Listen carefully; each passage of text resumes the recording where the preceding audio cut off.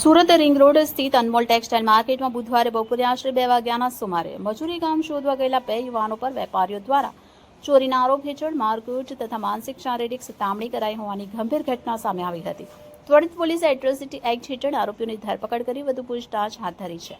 Ring રોડની અનમોલ textile માર્કેટમાં ગત બપોરે 2 વાગ્યાના અરસામાં મજૂરી શોધી રહેલા 2 યુવાનો પર વેપારીઓએ લાકડીથી માર માર્યો. એક યુવાનનો હાથ ફ્રેક્ચર થયો છે. ચોરીના ખોટા આરોપ બાદ બંનેને ગાળો આપી મારકૂટ કરી અને દુકાનમાં ત્રાસ આપ્યો હતો. યુવાનોને સાંજના 5 વાગ્યા સુધી ગોંધી રાખ્યા બાદ વેપારીઓ યુવાનને કપડાં ઉતરાવી નગ્ન કરી માર્કેટના પેસેજમાં ફેરવવામાં આવ્યો અને નગ્ન હાલતમાં ઉઠક બેઠક કરાવાઈ હતી.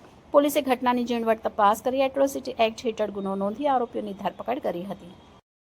સુરત સલાબતપુરા પોલીસ સ્ટેશન વિસ્તારમાં આવેલ ટેક્સટાઇલ માર્કેટમાં 10મી જૂનના રોજ સવારે 10:30 વાગે એક ઘટના બનેલી હતી, જેમાં ભોગ બનનાર જે છે જીતુ ઈશ્વર વાઘ અને રાજ ઉર્ફે સેન્ટિયા ઉર્ફે પ્રદીપ નાના મોરે, આ બંને ત્યાં આગળ રોજબરોજ મજૂરી કરી સાડી કટિંગ, સાડી ફોલ્ડિંગ, ધાગા કટિંગ, પોટલા ઊંચકવાનું આ રીતનું છૂટક મજૂરી કામ કરી અને પોતાનું પેટનું રળતા લોકો છે. આ લોકો તે દિવસે 10:30 વાગ્યાના સુમારે માર્કેટની અંદર મજૂરી કામ શોધવા ગયા હતા. ત્યારે 210 નંબરની દુકાન આગળ ઊભા રહીને વાત કરતા હતા. ત્યારે કેટલાક વેપારીઓ એમની પાસે આવી અને તમે ચોરી કરવા આવ્યા છો એવા આક્ષેપો મૂક્યા અને ત્યારબાદ દુકાન નંબર 213 છે જે નંદિની ક્રિએશન, એની અંદર લઈ જઈ આ જે ભોગ બનનાર છે જીતુ ઈશ્વર વાઘ અને રાજ ઉર્ફે પ્રદીપ નાના મોરે, એ લોકોને દુકાનની અંદર લઈ જઈ એમને અપમાનિત કરવામાં આવ્યા, એમની સાથે ગાળાગાળી કરવામાં આવી, નિવસ્ત્ર કરી અને એમને લાકડી વડે માર મારવામાં આવ્યું, ઈજા પહોંચાડવામાં આવી.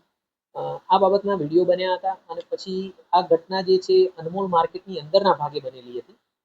આ વિડીયો ગઈકાલે તારીખ 11ના સાંજના સમયે પોલીસ કર્મચારીના ધ્યાનમાં આવ્યા. એમણે તાત્કાલિક થાણા અધિકારી અને ઉપરી અધિકારીનું ધ્યાન દોર્યું.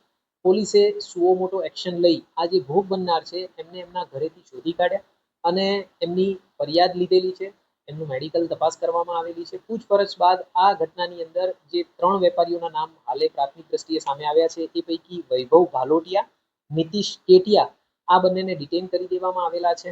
રવિ જયપુરિયાની શોધખોળ ચાલુ છે અને હાલે પોલીસ ઘટના સ્થળની આસપાસના જેટલા પણ સીસીટીવી કેમેરા છે એ સીસીટીવી કેમેરા મેળવી રહી છે, ફૂટેજ મેળવી રહી છે અને ફૂટેજના આધારે આમાં જેટલા પણ અન્ય લોકો સંડોવાયેલા હશે એ તમામની સામે કાયદેસરની કાર્યવાહી કરવામાં આવશે.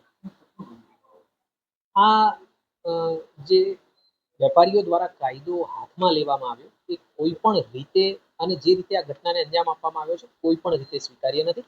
સુરતમાં કાયદાનું શાસન હતું, છે અને રહેશે.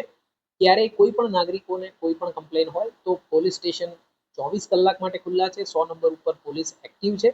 કોઈ પણ ઘટના બને, કોઈ પણ નાગરિકને કાંઈ પણ તકલીફ હોય તો તાત્કાલિક 100 નંબર ઉપર ફોન કરે એટલે 5 થી 10 મિનિટની અંદર પોલીસ પહોંચી જતી હોય છે.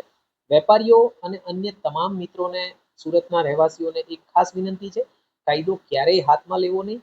પોલીસને તાત્કાલિક જાણ કરવી કે જેથી આવી કોઈ પણ બનાવ બાબતે તાત્કાલિક કાયદેસરની કાર્યવાહી કરી શકાય.